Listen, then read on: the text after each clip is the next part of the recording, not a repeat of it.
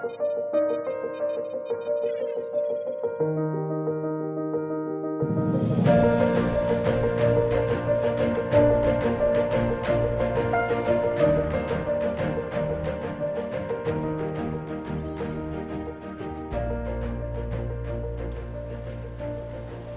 bueno, como les comentaba, bueno, vamos a hacer un pequeño análisis. Como les comentaba, este método lo decidimos comentarlo independiente por sus características y porque su método de aplicación dista en gran medida del método convencional que ya conocemos, ¿no? El que se haya retomado este método se plantea que, bueno, hasta la fecha,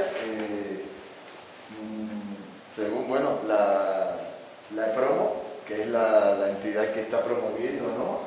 Con gran fuerza la reutilización de este método, considera, y así lo está plasmado en la Declaración de Madrid, consideran que el ozono en general, ¿no?, utilizado dentro de las ventanas terapéuticas, la utilización de las vías de aplicación probada y contratada es absolutamente eficaz. El comportamiento métrico del ozono, bueno, es una hipótesis, como ya lo vimos anteriormente, y que en manos expertas y tratadas, bueno, por supuesto, el ozono tiene efectos beneficiosos. Esto, por supuesto, lo ponemos aquí porque esto se aplica al uso de la solución salina ozonizada. Ya hoy por hoy sabemos mucho como es un método que se está retomando, para muchos es nuevo, no es nada nuevo ese método lleva más de 50 años, pero bueno, como se está retomando, para muchos que comenzamos, lo consideramos como un método nuevo y sobre todo, bueno, la pauta que da la posibilidad a su reutilización ha sido el COVID. Sabemos que en el COVID estamos haciendo medicina de guerra, todo lo que hagamos está bien, y más que hasta la fecha no hay un tratamiento específico, ¿no?, establecido, y eso, bueno, ha dado la pauta de la utilización de este método que durante mucho tiempo se había evitado, ¿no? Pero eso no da motivo a que lo utilicemos de manera deliberada, como yo veo que se está utilizando, y que puede, bueno, ser contraproducente, ¿no? Muchos lo estamos aplicando de manera muy empírica, sin conocimiento profundo. Entonces, bueno, como le comentaba, y aparece en la última Declaración de Madrid, aparece aún todavía como una vía de aplicación que no ha recibido total unanimidad. Es decir, la World Federation of Ozone Therapy todavía no autoriza, desde su punto de vista y por el consenso de sus expertos, el uso de este método. No así el Comité Científico Internacional, que sí está a favor de la utilización de este método. Entonces, muchas de las asociaciones internacionales no están a favor, otras sí. Entonces, hay todavía controversia, por eso es que se considera todavía una vía de aplicación que no ha recibido total unanimidad. Esto no quiere decir que no se utilice, se puede utilizar, pero para que se logre, por así decirlo, autorizar, hay que aplicarlo de manera responsable y hacer publicaciones objetivas, bien estructuradas desde el punto de vista investigativo, para que entonces se pueda oficializar, por así decirlo, el uso de este método. Claro, uno de los motivos que llevó también a la utilización de este método es, sobre todo en España, que no solo en los últimos tiempos ha existido un ataque directo a la ozonoterapia, sino también a muchos de sus métodos, dentro de ellos la automoterapia mayor. De manera oficial, ¿no?, se decretó en el 2012 en Cataluña y en el 2016 en Madrid un documento, un dictamen que prohibía el uso de manera absoluta de la automoterapia por considerarse un método donde existía una manipulación de la sangre, que por ende debería ser llevado a cabo por personal entrenado, en este caso por personal de hematología. Por supuesto, eso trajo consigo un conflicto extraordinario, sobre todo en esas dos regiones, porque entonces los médicos dedicados a la ozonoterapia, para poder realizar la automoterapia, tenían que tener en presencia o dirigidos por un personal de hematología. Entonces, ya eso, bueno, por supuesto, generaba una complicación. Y eso, bueno, como les comento, fue uno también de los motivos que propició, ¿no?, la reutilización de este método, ¿no?, de la solución salina ozonizada. Y bueno, ya la pandemia entonces vino a permitir, por así decirlo, de manera más abierta el uso de esta. Claro, no solo se pueden ozonizar las soluciones salinas, también se pueden ozonizar otros tipos de soluciones, como son las soluciones glucosadas, donde aquí, bueno, los riesgos son mucho menores, es decir, los compuestos que se generan a partir de la reacción del ozono con estos compuestos glucosados, bueno, por supuesto son de carácter menos tóxicos al organismo, como los que se generan cuando el ozono reacciona con el cloro, ¿no? El cloro y el sodio en la solución, que sí va a provocar compuestos clorados que sí son altamente oxidativos y dañinos, como el ácido hipocloroso, que tiene acción letal cuando supera ciertos niveles en sangre. Pero bueno, durante mucho tiempo se pensó que esta solución ozonizada, glucosada ozonizada, podría afectar sobre todo a los pacientes diabéticos, ¿no? Era una cuantificación, por supuesto, eso en teoría, y la práctica lo ha demostrado, que no hay ningún peligro por lo que hemos comprendido hasta ahora, ¿no? El ozono va a activar, va a modificar los receptores GLU, va a permitir que la célula ingrese por su vía natural a la célula y se active el ciclo de la pentosa secundariamente, por lo tanto, no hay riesgo de que el paciente, por utilizar estas soluciones glucosadas, el paciente diabético, ¿no?, que es predispuesto, desarrolle hipoglicemia secundaria, ¿no? Llega un temor, eso no está ya muy demostrado, ¿no? Y bueno, al mismo tiempo la ventaja que tiene esta solución, la ozonización de esta solución glucosada con relación, como les comentaba, a la solución salina, es que, bueno, por supuesto no se producen estos productos compuestos clorados que sí tienen un efecto ya bastante negativo en el interior del organismo, ¿no? Bueno, esto ya es lo mismo que les acababa de comentar. Ahora, bueno, entonces vamos a completar la solución salina ozonizada, que es el tema que nos compete. Bueno, esto es lo mismo, ya pensé que ya era la solución salina, no es lo mismo que habíamos comentado. Ya después lo revisaré, pero es lo mismo que habíamos comentado, lo único que está descrito. Bueno, como les comentaba, entonces la solución salina ozonizada es un método que se dejó de utilizar durante muchos años por este riesgo. La escuela rusa, a pesar de la prohibición en cuanto al uso de este método, decidió realizar diferentes estudios durante durante 2 décadas. Ha venido realizando estudios según sus reportes con magníficos resultados en las diferentes patologías que lo han utilizado. No hay mucha publicación al respecto, durante mucho tiempo su publicación era en idioma ruso, nadie lo entendía, no había traducción al respecto y bueno, por lo tanto su experiencia quedaba muy circunscrita. Ya en los últimos tiempos su información se ha ido difundiendo y ha justificado en gran medida sus resultados el uso de esta técnica. Claro, muchos de esos resultados estadísticamente o investigativamente no cumplen todos los requisitos como para ser validados oficialmente, y eso también, bueno, ha dado posible que todavía no se acepte de manera oficial esta técnica. Es decir, que todavía quedan estudios por realizar para poder oficializar y demostrar la eficacia de este método según la metodología que utiliza la escuela rusa, que ha utilizado la escuela rusa durante todo este tiempo, que es la que se está utilizando actualmente. Es decir, nos estamos basando en la experiencia y la metodología de la escuela rusa, pero bueno, todavía hay que justificarla y certificarla. Faltan estudios todavía para garantizar eso. Bueno, entonces, bueno, como les comentaba, bueno, ya en Rusia, bueno, ya esto es un método, Rusia es uno de los países que desde hace muchos años ha institucionalizado la ozonoterapia, es decir, se utiliza de manera institucional, en todas las instituciones, no solo privadas, sino también gubernamentales, ¿no? Entonces, eso le ha dado la posibilidad de realizar, múltiples estudios y de la aplicación de este método en diferentes patologías, ¿no? Ahora, esto ya hoy por hoy, no ha resultado no ser muy eficiente. Esto es una comparación que hace mucho tiempo nosotros establecimos entre la solución salina ozonizada y la automoterapia mayor en cuanto a ventajas y desventajas. Ya esto, por supuesto, se ha modificado porque ya se ha visto que al inicio, cuando teníamos frascos de cristal, era muy fácil, ¿no? Pero ya ahora se ha modificado eso, ¿no? Estos elementos hacían la solución salina mucho más atractiva que la automoterapia mayor. Ya no necesitaba botella específica, es mucho más económico y fácil de implementar, no requiere extracción de sangre. Es decir, esto es un elemento fundamental, ¿no? Que le da un gran peso, ¿no? Que no se manipula la sangre, sobre todo en estas regiones donde está prohibido el uso de la automoterapia mayor. Y bueno, también es admitido por cualquier paciente, independientemente de su inclinación religiosa, ¿no? A diferencia de la tomoterapia mayor, bueno, que hasta la fecha, bueno, tiene que ser, bueno, con botellas, en este caso las botellas de cristal en vacío específicas, acá hemos utilizado otros métodos, pero bueno, eso ya lo hace más costoso, requiere, bueno, manipulación de sangre, y por supuesto pacientes con alguna inconveniencias religiosas, bueno, por supuesto se limitan al uso de este método, como son, bueno, la reacción de testigo llevado, como todos conocemos. Claro, por supuesto, ya hoy por hoy, este acápite de que es más económico, fácil de implementarse sigue siendo, pero el más económico ya no lo es, por la sencilla razón de que ya todos los frascos de solución salina vienen en botellas de plástico, ya no vienen en botellas de cristal.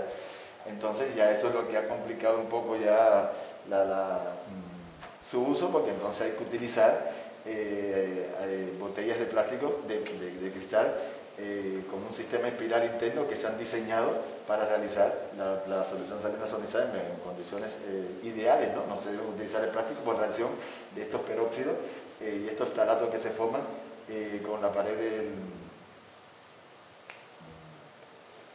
del plástico, que bueno, entonces son productos tóxicos que vamos a introducir al organismo. Entonces esa es la gran controversia y bueno, ya entonces ya no lo hace tan económico como era quizás hace unos años atrás, ¿no?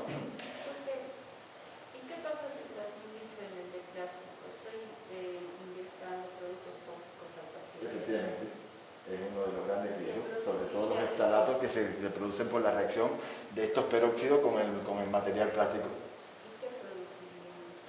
Bueno, lo más sencillo y elemental que te va a producir, si tenemos suerte, es una vasculitis, ¿no? Ese es el primer signo. Ya posteriormente, bueno, ya esto ya puede provocar, desde el punto de vista clínico, aparentemente, esa es la manifestación inicial y casi única que se presenta de manera inmediata. Ya posteriormente, ya sí, entonces estos van a provocar daño como tal a nivel de la función celular, y no solo de la función celular, sino también de la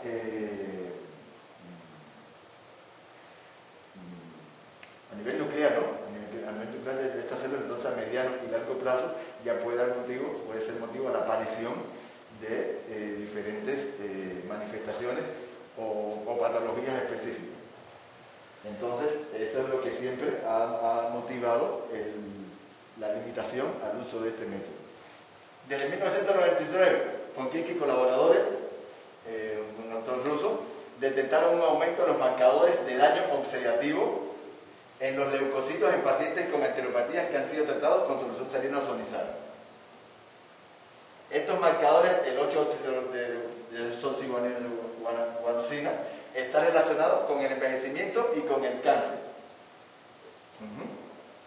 Es por eso el riesgo teórico que Bochi viene señalando desde hace muchos años, por eso es que estaba muy limitado o casi prohibido el uso de este método. Confirmó ser real, Bochi confirmó que eso era real.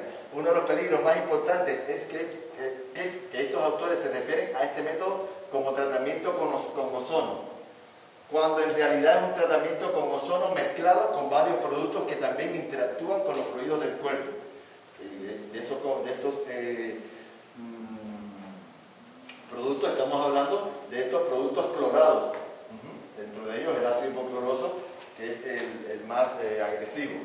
Este riesgo no ha sido reportado para la automoterapia mayor, que sí ya tiene un historial de uso y de investigaciones, ¿no? Tanto preclínicas como clínicas. Otros autores han confirmado el síndrome de hipercoagulación como una posible complicación de la solución salina ozonizada cuando la concentración de ozono supera los 3 microgramos por mililitro.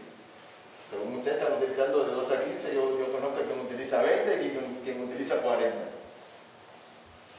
Esta podría ser la razón de no incrementar esta concentración de ozono para estos procedimientos. De hecho, esto está publicado desde hace mucho tiempo, en el año 1999, es decir, que esto no es noticia. A eso se lo suma que ya en el 2010 aparece otra publicación donde plantea que los procesos de descomposición del ozono en soluciones salinas, o en la solución clorada, no se acompañan de la formación de productos diferentes al oxígeno. En particular, no se observan cantidades notables de hipocloritos y cloratos. Esto es significativo para las aplicaciones médicas de la solución isotónica, es decir, que ahí estamos viendo entonces una contradicción al respecto. Ya en el 2016, el profesor Sergei Petiagin, mejor dicho, demostró que la concentración de hipoclorito de sodio en la solución salina fue menor de 0,01 gramos por mililitro. Está claro que la concentración de peróxido de hidrógeno y de cloruro de sodio no es visible e incluso notable. Esto aparece en esta publicación. Sumado a eso, ya entonces el doctor Bocci se proclama o se proyecta en ese sentido, y donde Bocci demuestra en su estudio, primero testea la velocidad de absorción o de solubilidad, por así decirlo, ¿no? De mezcla del ozono o de interacción del ozono con las moléculas de solución salina. Como ustedes pueden ver ahí, él compara la solubilidad del ozono en agua bidestilada y en agua con solución salina. Como pueden observar en esta marca, la solubilidad, ¿no? o la combinación o la interacción, por así decirlo, del ozono en la solución, en el agua bidestilada, se produce en un mayor periodo de tiempo. A diferencia que la solución salina, esta solución se produce, esta interacción y solución, por así decirlo, ¿no? del gas en la solución es mucho más rápida. Si se dan cuenta, la caída es inmediata en los primeros segundos. Y por supuesto lo alcanza a una menor concentración, muy rápido, con pocas concentraciones se logra una gran interacción. Y eso es lo que explica que entonces en este documento que vos afirma o plantea que los rangos de seguridad, por así decirlo, para uso médico, que garantizan, ¿no? que haya una menor, por así decirlo, producción de productos clorados, especialmente del ácido hipocloroso, que por supuesto va a inducir un estrés oxidativo y un riesgo y un daño lesional al DNA, se produce a un rango de concentración entre 2 y 3, es decir, no mayor a 3 microgramos por mililitro. Entonces, por lo tanto, en la clínica en cuestión de la que estamos hablando, y en muchos lugares como lo hemos visto, están utilizando en concentraciones, como bien usted dice, 12, 15, 20, 30, 40, porque eso está basado en que para cómo no conocemos el concepto de hormesis, que hablamos al principio, ya no nos acordamos, pero en la primera clase. Pensamos que porque ponemos más dosis o más concentración de ozono vamos a obtener mejor resultado. Y es todo lo contrario, vamos a tener mayores daños, pero no mejores resultados. Y aquí es el ejemplo fehaciente de este concepto de hormesis. Entonces ya por ahí ya empezamos, y esto ya es ciencia constituida, ya se viene hablando desde 1999, y Bocci ya en el 2017 ya lo reafirmó, basado en estudios, no en el empirismo. ¿Qué dice la Organización Mundial de la Salud? La Organización Mundial de Ozonoterapia no acepta o no autoriza el uso de este método, por la sencilla razón de que los métodos sistémicos, tanto la rectal como la ortomoterapia mayor o la ortomoterapia menor, llevan más de 20 o 30 años de estudios comparativos, tanto en animales de experimentación inicialmente y después en su fase clínica, donde sí se han hecho estos estudios, bueno, a este sí le voy a estudios randomizados, a este le voy a aplicar ozono, a este no le voy a aplicar ozono, y vamos a analizar los mismos marcadores. No sé si me van a entender. Entonces son estudios que ya son métodos que tienen estudios que lo soportan, no sé si me van a entender. Este no tiene esos estudios hasta la fecha, porque ni la escuela rusa, que lleva más de 20 años utilizándolo, tiene estudios randomizados de este tipo. O si los tienen, no lo han publicado. Entonces, por ende, eso es lo que limita mucho. Todavía no hay un consenso en cuanto a la autorización de este método. Falta mucho todavía por conocer del mismo. Nadie dice, si no estamos diciendo que sea bueno, que sea malo, que sea mejor o que sea peor. Simplemente un método más que se pueda adicionar, pero hay que justificarlo, hay que certificarlo. Entonces, un poco que abundando lo que habíamos comentado, la escuela rusa hace muchos años desarrolló un microscopio interferencial alopático que les permitió estudiar los hematíes o los elementos formes de la sangre, fundamentalmente los hematíes, en 3D, ¿no? en 3D.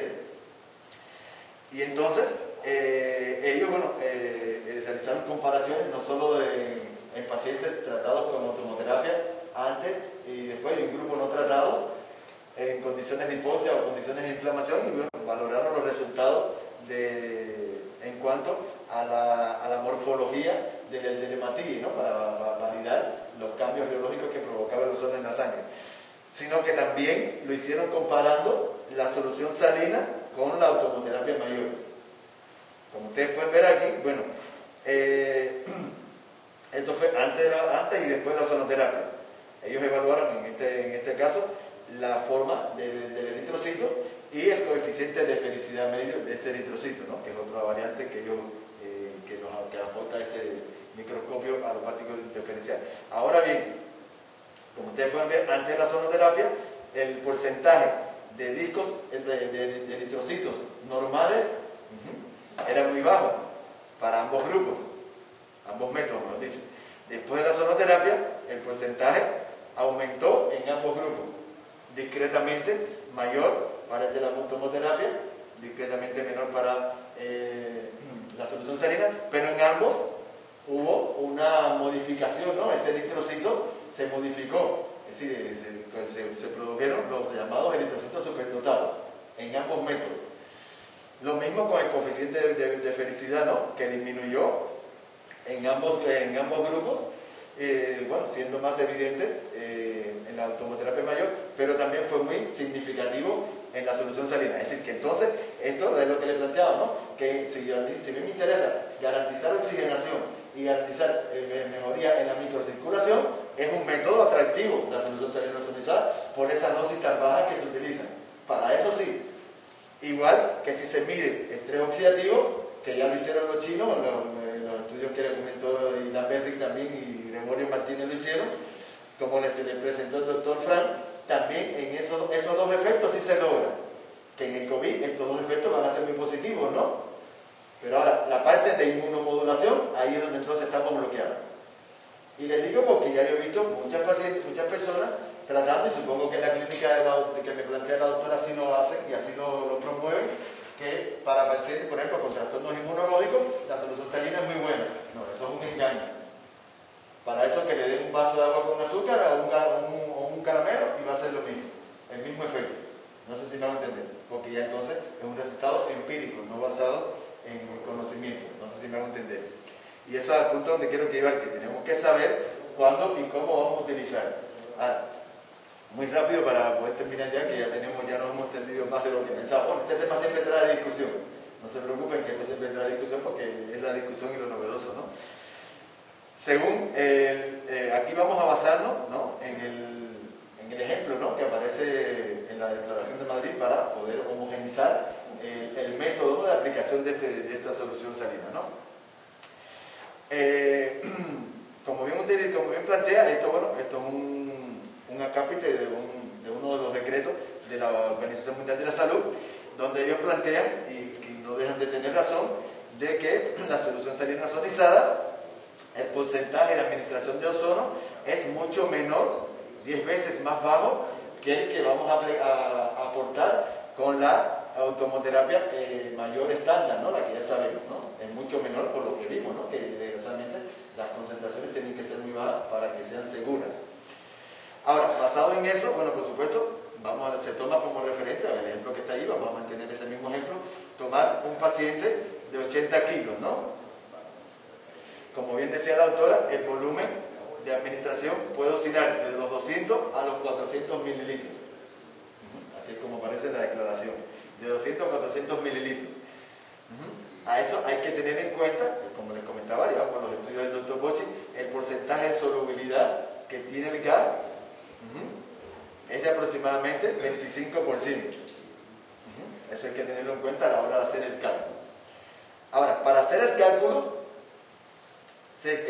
para la solución salina también se establecieron 3 rangos de dosis: rangos bajos, rangos medios y rangos altos. Siempre me gusta comenzar el cálculo por el rango alto y ahí vamos disminuyendo, me gusta invertirlo. Por ejemplo, vamos a utilizar el ejemplo de este paciente de 80 kilos. según este rango, en los rangos que establecieron, se debe hacer el cálculo de la concentración para la dosis alta, el peso en kilo por 100 microgramos. Para los rangos medios, el peso en kilo por 40 microgramos. Y para el rango bajo, el peso en kilo por 20. Pero por eso es que me gusta comenzar por el rango alto para hacer el ejercicio de atrás hacia adelante o hacer un solo ejercicio y ustedes saquen sus propias conclusiones. Este paciente 80 kilos, le vamos a multiplicar por 100, que es el rango alto, ¿no? Nos va a dar 8.000 microgramos. Que si yo lo llevo a que me va a representar que estamos obteniendo una concentración de 8 microgramos por cada mililitro, ¿no? Esa es la concentración máxima que yo debo utilizar en ese paciente para obtener una bioseguridad en el mismo. Ahora, esos 8 microgramos por mililitro yo lo tengo que multiplicar por 0.25, que es el 25% del gas que se me va a disolver en la solución, que me va a reaccionar. Y esa multiplicación me va a dar por resultado 2 microgramos por mililitro. Esa es la concentración máxima que yo voy a utilizar en este paciente. Si se dan cuenta, está dentro del rango que Boche estableció, ¿no? De 2 a 3 microgramos por mililitro y que es seguro en cuanto al porcentaje de producción de productos clorados. Ahora, esa concentración, por supuesto, ahora la voy a multiplicar por el volumen, ¿no? Para llegar a la dosis. Ya yo establecí la concentración, ahora voy a calcular el volumen. Aquí, bueno, como el rango es de 200 a 400 mililitros, bueno, aquí se hace el cálculo por los dos valores, el mínimo y el máximo, ¿no? Si voy a utilizar el mínimo de volumen, que serían 200 mililitros, cuando yo multiplico eso, me va a dar un total de 400 microgramos por cada sesión, es lo que yo le estoy administrando a ese paciente. Si el volumen que voy a utilizar es de 400, los microgramos que yo le estoy administrando por sesión es de 800. Es decir, vamos a tomar como referencia el volumen máximo. Ya tomamos la dosis máxima, ahora el volumen máximo. Total van a ser 800 microgramos por sesión. Ahora, si eso está en microgramos, si eso yo lo llevo a miligramos para poder compararlo con los rangos y los efectos que ya están demostrados para la automaterapia mayor y la insuficiencia de la insuflación rectal, ¿en cuánto me quedaría? 0.08, ¿no? Ok. ¿Cuál es el valor de rango mínimo convencional que ya conocemos? De 0.25 a 2. Entonces, si yo comparo este valor de 0.08 con 0.25, que sería el mínimo, el nivel mínimo del rango bajo, todavía me quedo muy por debajo. Entonces, ahí es donde se comienza a la duda, la disyuntiva, y es por eso que la World Federation considera que no es un método hasta la fecha que haya demostrado efectividad, por la sencilla razón que si ustedes comparan, y como bien plantean los expertos de la World Federation, que el porcentaje de ozono administrado es 10 veces más bajo que en la automoterapia mayor estándar. Y evidentemente, por lo tanto, ya los efectos habría que probarlos. Es decir, nadie está diciendo que no sea efectivo. Simplemente que si lo comparamos con los efectos logrados hasta la fecha, bueno, entonces ya sé que nos quedamos muy por debajo. Entonces, por lo tanto, hay que someter esto a estudios. Este cálculo lo hicimos con la dosis alta, imagínense con la dosis media y baja, ¿no? Claro, con estas dosis, por ejemplo, si vamos a lograr estos posibles efectos, ya lo demostraron los chinos y lo demostró también Gregorio y Lamberry, que sí se activa el factor nuclear electrolito, por lo tanto vamos a mejorar la antioxidación, se garantiza una mejoría de la vasculatura de la microcirculación y como vimos la escuela rusa también confirmó que hay modificaciones como mismo sucede en la automoterapia en el eritrocito, así como en sucesión de la molécula de oxígeno al tejido hipóxico. En ese sentido, sí, va a ser útil la solución salina. Si el efecto que yo quiero lograr es ese, es útil la solución salina. Ya si quiero lograr otros efectos como efectos herbicidas como efecto inmunomodulador, ahí es donde entonces ya comienza la duda al respecto de la efectividad del método. Entonces habría que hacer estudios, por eso es que le decía al inicio, hay que hacer todavía muchos estudios que certifiquen que a estas dosis que son las seguras para utilizar el método sin que no vamos a generar ningún tipo de conflicto en el paciente, ni inmediato, ni a mediano o largo plazo, voy a obtener los otros efectos que yo ya conozco de la sonoterapia. Entonces eso era lo que básicamente queríamos hablar del tema y un poco que entender cómo hacer los cálculos y cómo aplicar la solución. Que eso no lo hace nadie, eso no lo conoce casi nadie. Y medio mundo o medio gremio de ozonoterapeutas está utilizando ahora la solución salina porque es el método más novedoso o más nuevo para muchos, ¿no?